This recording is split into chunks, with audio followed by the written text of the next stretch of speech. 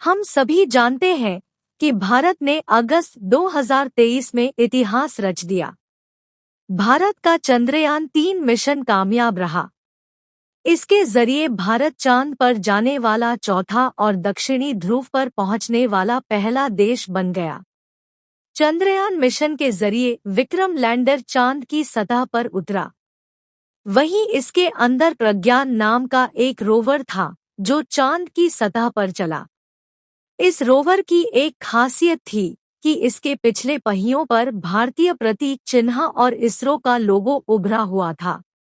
इसे इसलिए बनाया गया था कि जब यह चांद पर चलेगा तो इसके द्वारा भारत के अशोक स्तंभ और इसरो का छाप बनता रहेगा। लेकिन खबर यह है कि प्रज्ञान एकदम स्पष्ट छाप छोड़ने में कामयाब नहीं रहा।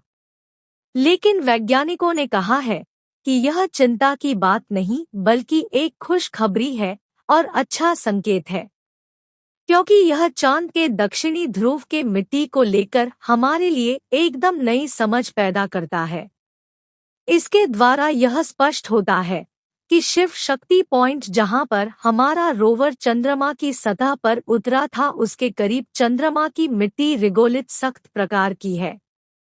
इसरो के चेयरमैन एस सोमनाथ ने टाइम्स ऑफ इंडिया से एक विशेष बातचीत में कहा कि प्रतीक और लोगों के निशान स्पष्ट न बन पाने ने भी हमें एक नई समझ दी है।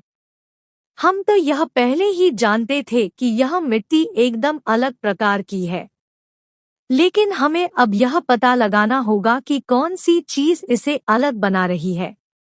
उन्होंने कहा कि जहां प्रज्ञान रोवर चला है वहां की मिट्टी धूल भरी नहीं है बल्कि ढेलेदार है। इसका मतलब कोई चीज इसे बांध रही है। हमें यह अध्ययन करने की जरूरत है कि मिट्टी को क्या बांध रहा है।